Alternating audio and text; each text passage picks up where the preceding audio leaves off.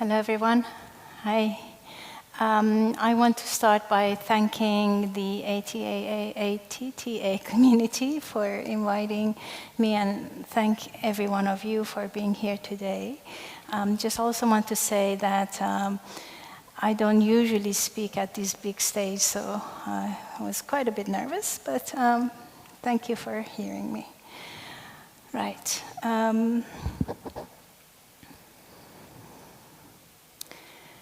A bird of prey circled the sky, looking for food. Looking down, it saw the depth of the waters in the Caspian Sea. It saw moving shoal of fish.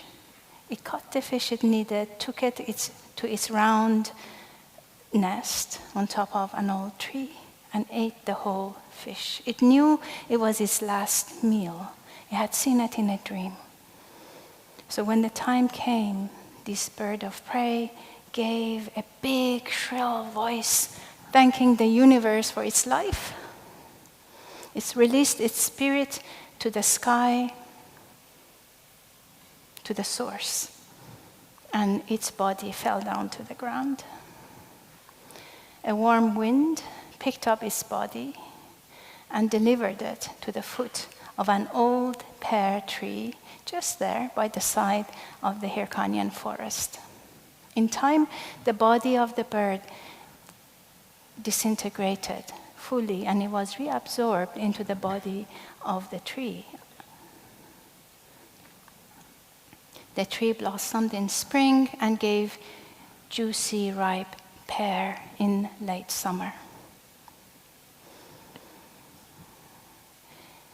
The fruit reached the market in a northern city called Rasht, and a Japanese woman who happened to be there, a Tsugaru woman, pregnant with her first child, ate the pear, and the child in her womb received the pear fully, and with that, it knew its oneness with the pear tree, with the bird, with the fish, with the sea, with the sky, even with the clouds.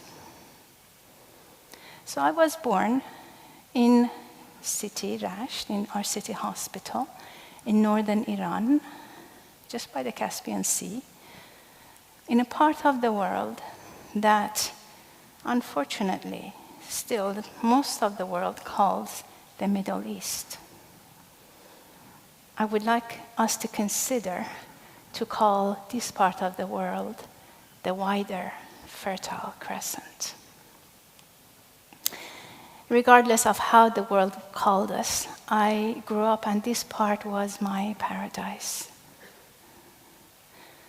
But I saw my paradise crumble to dust slowly.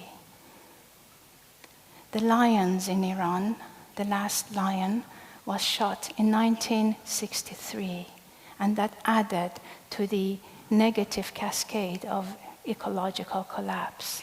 I saw the revolution in 1979. And then the Iran-Iraq war started in 1980. So I lived through the Iran-Iraq war for 4 years, and I saw what the beast of war does to life and to people. I saw our youth being devoured by the beast of war. And I saw the footprints of war on the land, leaving desolation and destruction behind. So my family couldn't live in this destruction, and we decided to leave our beloved place, our beloved country. So we migrated to Japan in 1984. So even though I was living in Japan, and this is a beautiful and peaceful place, I still felt the ravages of war inside me because I was connected with what's happening with my country, with my people. So it was in 1988, I was a sophomore in university, that I saw a poster on my campus that said, Peace Studies, Global Studies Around the World, or Global Peace Studies Around the World, something like that. And I saw the poster and I felt, wow, yes, I want to go to that, And miraculously I did join the program, and that was the beginning of my whirlwind travels around the world. And instead of studying peace, I experienced war. We went to all the places that the beast of war was walking. So by the late 80s, I felt I had lived through most wars of the last century. By the end of the program, I really felt my whole world had crumbled down and burned down to the ground. Now I recognize the footprints of war on our world, and I recognize that we are waging a subtle war on nature. We are destroying our home planet, and it feels like we are caught in this nightmare, and we want to wake up from this war that we are waging on nature. So for me, when I felt really crumbled down after this experience, I needed to have a way to become whole again. So I'm an artist, and so what I did as an artist was to create a project where I, on purpose, gathered every piece that was broken, pieces of pottery. I'm a glass artist, so I gathered pieces of pottery and porcelain that was precious before, but now is broken, and they were abandoned and didn't have a place to belong to. They were just floating around. So I brought them together and created artworks.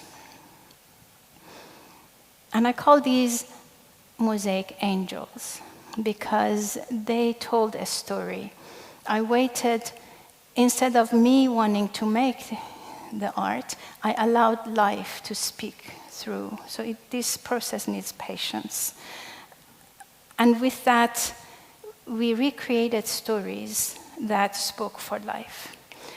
And this was part of my rewilding journey, and I shared it with friends, with other artists, and we dedicated the process to healing the wider Fertile Crescent. So I know that to be human is to be an artist. We are here with gifts of creativity, and I know if I can recover from all the wars of the world, each one of us can recover from injuries and things that are done to us in life. This is the work of an artist. A friend of mine, a teacher of mine said, what happens to us is like a lump of clay. Life gives us these experiences. What we do with it, how we shape the lump of clay, is our work as artists. So each one of you can also create, with your own art, with your own craft, stories. So stories, coming back to stories and telling our stories, is part of inner rewilding. So I'd like to show you some of these images of our work. And I am very proud, actually, to say that I'm introducing this process to our friends in Iran to recover from what's happening to us in our present story. Okay. So, yeah, the first two pictures are by friends who made these in Iran. So this is where our art is. So recovery or creativity is, I think it has a sense of being present to life and have all sorts of expressions. That's the building. So to be seen. Part of our journey in the Fertile Crescent, or the wider Fertile Crescent, is part of our healing is to be seen.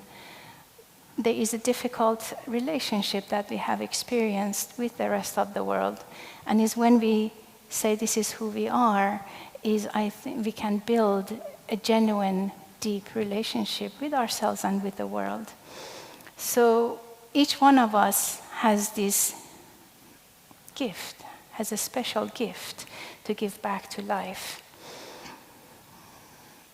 And to truly rewild, to find the wilderness in ourselves, is actually to find something weird and something wonderful.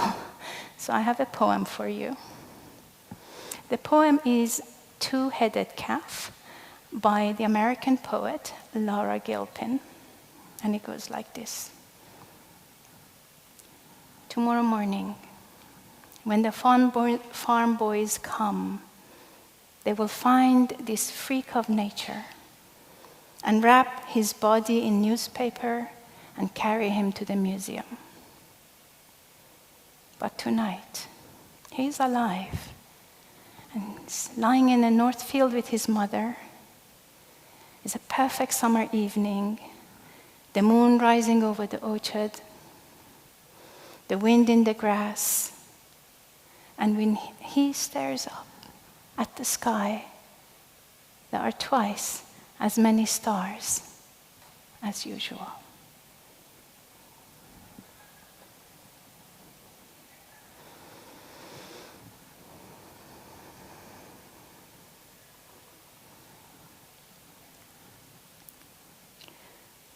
So each had, I feel, this freaky creature, perhaps, in us, We are each weird and wonderful and have our own unique gifts to give back to life.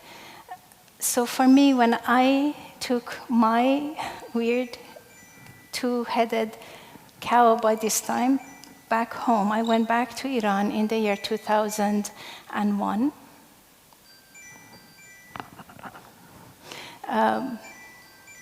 Don't know what that noise is, but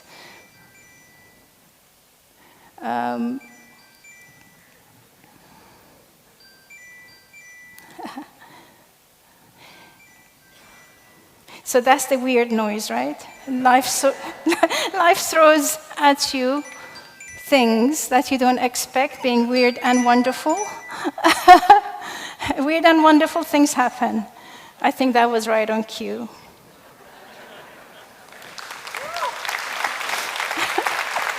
Wild, unexpected, we can respond. Thank you. Okay, so I went home in 2001, back home. This is after 17 years, I haven't been. And what I saw in Iran in 2001 shocked me. It was like I didn't recognize my country. I saw the ecological desolation, destruction. I saw poverty. I saw immense suffering between people. But of course, we exchange great love. We laugh a lot, in Iran, and I love the twinkle in people's eyes. But when I returned from that journey, I fell into a deep despair. And I couldn't shake it off until I committed myself to the recovery of land, ecological restoration of this part of the world, and the healing process, for our people. And that, for me, was the beginning of my rewilding journey. So that put me on a path, on a course. And I didn't know how to go about it, but friends came, I met with colleagues, and it's a journey. So I was on a path. And the path, led me here. So rewilding is something I really feel we cannot quite plan. It's good to have short-term plan, but long-term plan is better to trust the trail and the journey of rewilding. So the wider Fertile Crescent has its story, but it's not only us, it's not only this part of the world that needs healing and ecological recovery and rewilding, is the whole world. We are now finding ourselves in this dark time of climate change and global boiling, and we want to change the conversation and our course that we are on from this path of war on nature to path of collaboration, cooperation, co-creation with nature. So how do we start and how do we enter this path of rewilding? This is actually, if you think about it, we haven't had this challenge before, and this is the greatest adventure for all humanity to restore our world. This is something we need to rise up together. This is humanity's first common task, is to restore our planet, our ecological system, and a lot more, our social system, and so on. before we ask, how do we enter this path, I think it's good to ask, how did we get here? And one cause of this problem is our separation from nature. We've allowed ourselves to be removed from nature. And a way to enter the journey, to be in this path, is to reconnect with wildlife. So why wildlife? Wildlife, wilderness, is the source of life. If we destroy wilderness, we then have nothing. So we know that we need to care for our biodiversity and the restoration of our wilderness. And here is where the travel organizers have a key responsibility to be in wild places, to learn to communicate in nature's way, and to connect people. We have so far removed from wilderness, we don't even know how to approach and engage. So this is an art. This is what's waiting. This is what we need to turn our attention to. And travel organizers, adventure organizers, have a key role to play in bringing people and turn our gaze and attention and connection to wilderness. Now, wilderness is fierce. We need to have the skills and ability to approach. It's not, let's go to wilderness. It's like we need to go with reverence. There's a way to approach. So this is, I think, what we need to turn our attention to. So I want to share here with you a number of photographs that my husband, Alan Watson Featherstone, has taken. He's a nature photographer. And he also is a rewilder and an earth healer. And I want to show you these photographs to share the intelligence of nature. Nature, like this beautiful two-headed cow, is wild, it's unpredictable, is amazing. So let's connect, let's watch these photographs and pay attention as well to what happens in us when we watch these things.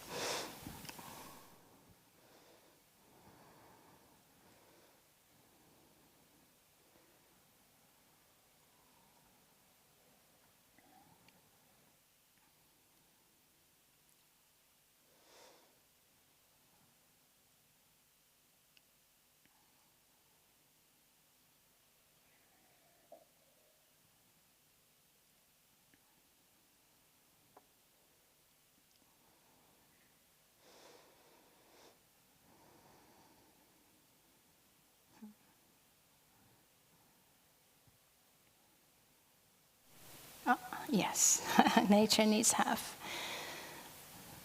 Yes. So there is a movement globally that says nature needs half. To change our course from this destructive, from this nightmare, let's call it, that we're on, and turn our attention to nature, to change our course, we need to change our relationship, obviously, with ourselves and with the world. And we have been takers. We have been living on this extractive economy. And we need to change our course from being takers to givers. And we need to change our economy from this extractive way to a gift economy. So how do we give? What do we give? We need to give nature space. And we need to give life, and that's rewilding. Rewilding is being agents for life, is co-creating with life. And we need to give love. Love is a generative force that heals and amplifies wherever it is directed to. So we need to learn how to focus our love to places and that need these amplifying. So these are skills that we need to relearn and re-engage with.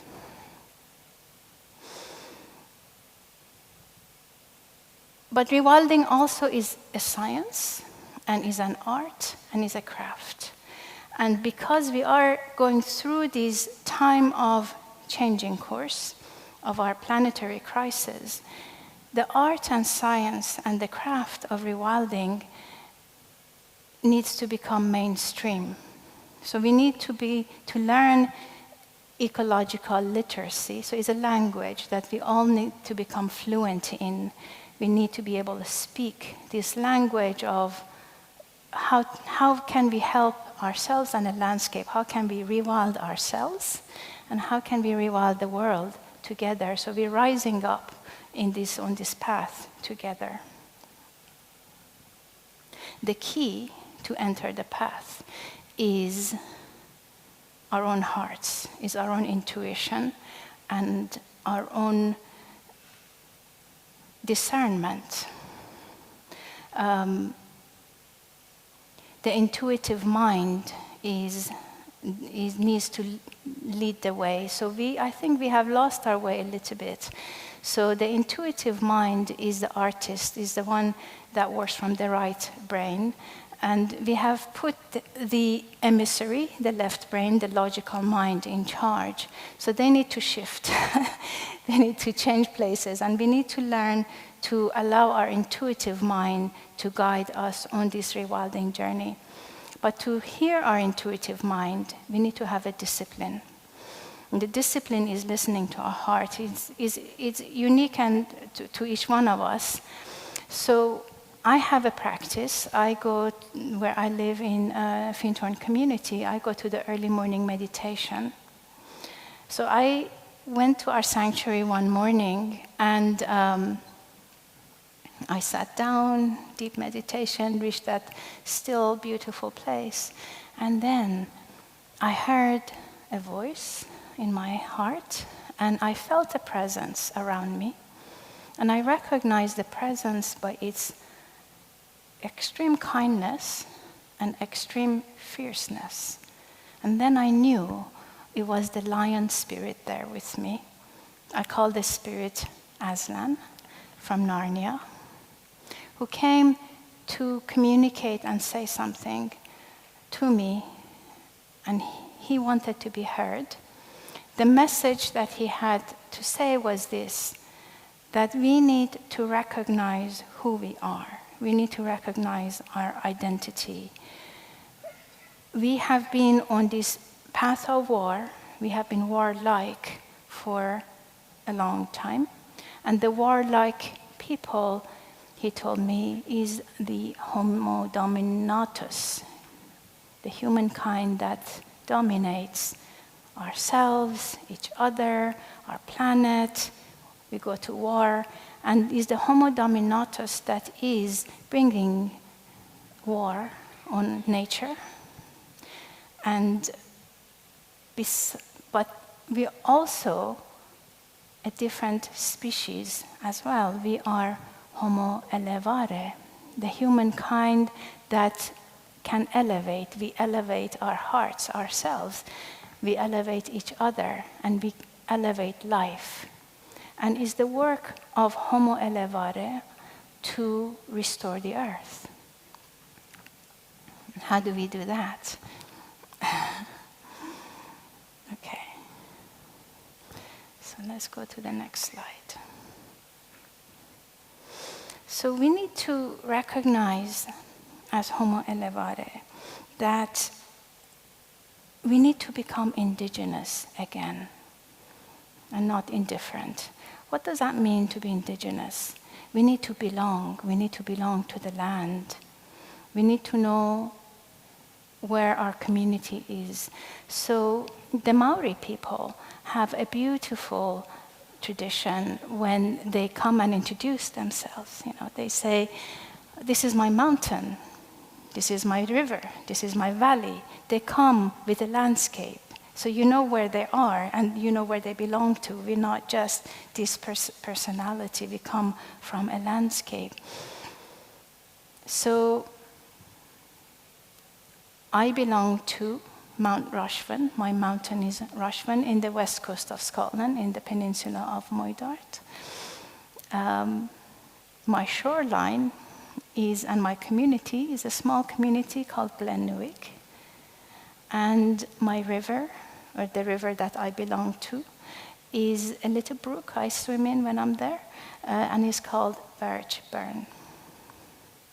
So I want to ask you if you know where you belong. Do you have a landscape that is part of you or you're part of it? So I want us to do a little exercise here, actually. I want us to reflect for a moment, to turn to your heart, to see if you can recognize your place, your mountain, your river, your valley. So let's take a moment for that.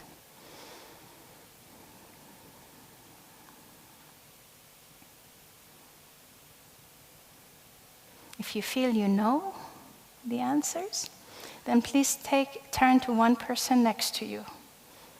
Just one person. And then say where you're from, if you know. If you don't, it's okay to say, I don't know. But if you know, turn to one person.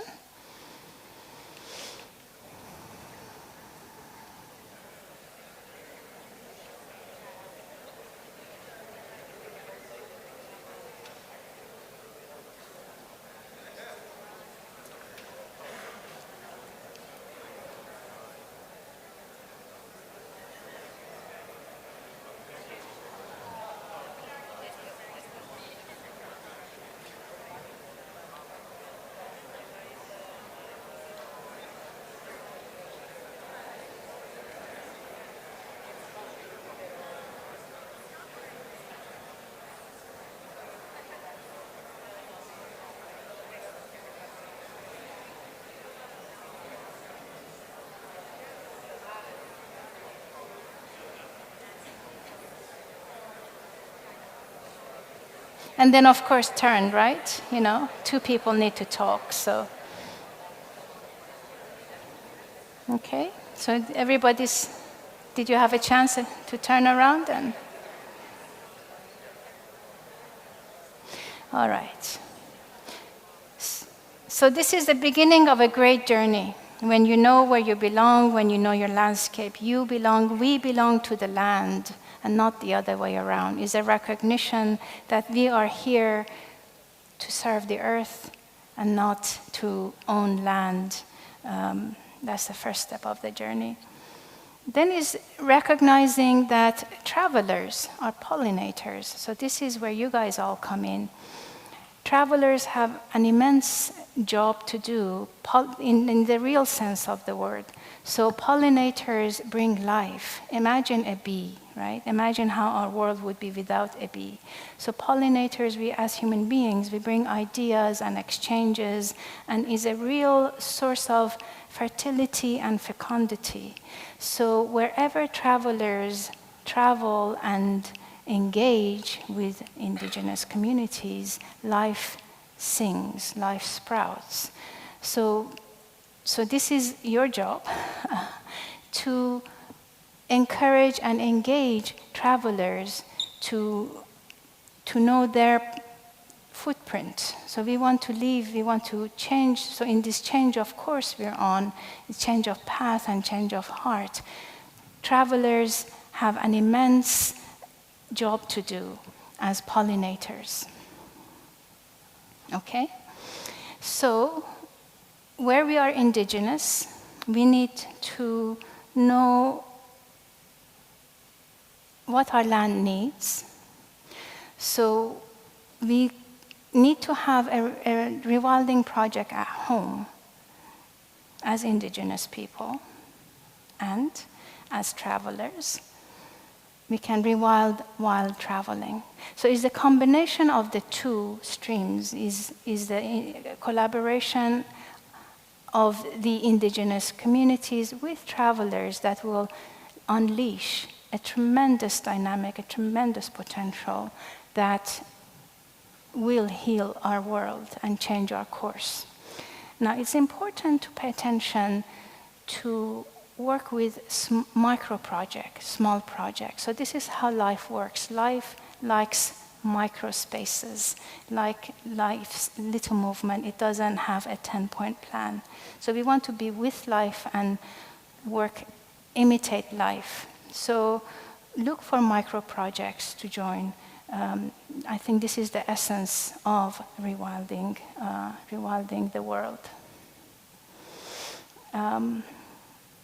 I want to also refer to and mention the wisdom of the ancient indigenous people, the people who really grew in time with land. So I want to honor the wisdom of the Ainu community, of the Maori people, of the Sami people.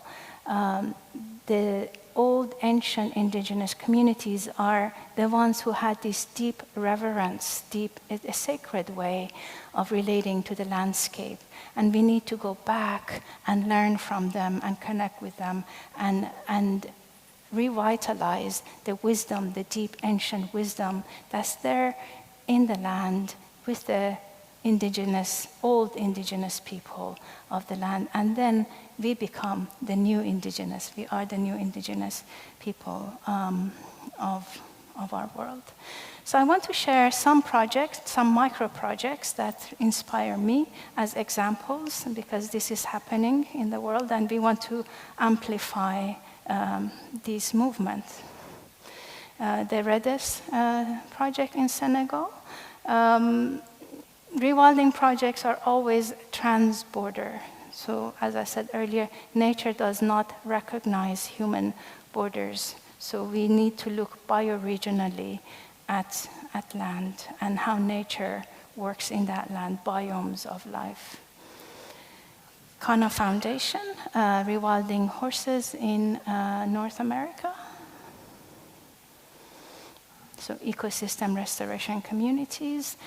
They have camps all over the world. And is this, again, micro projects that we need to join up and give hand.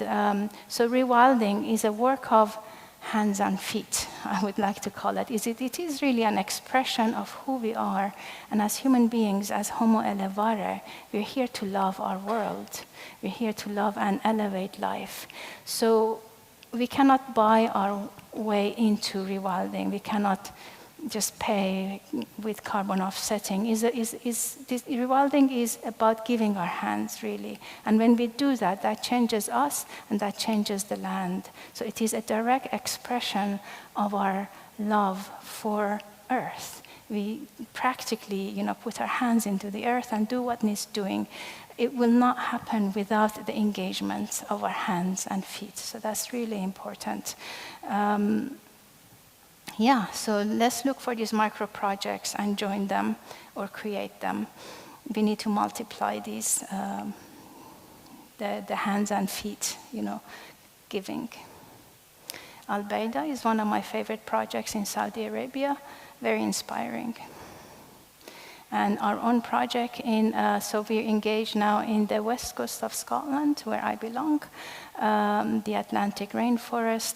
So here we're collaborating with the Indigenous community in Glenelg, and we're welcoming travelers, and also we're welcoming people from the wider Fertile Crescent as an opportunity for learning skills of rewilding, and then taking their own seeds. So people make their own seeds in these experiences and take it home and plant their own wild seeds for life to blossom.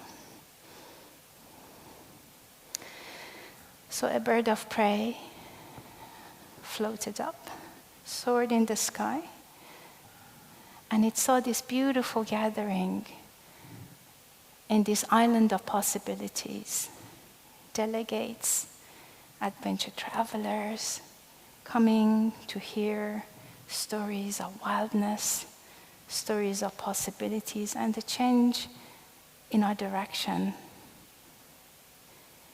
Each one received a seed and took it home, a wonderful, fertile seed, and cared for the seed in their own wild and weird and wonderful way.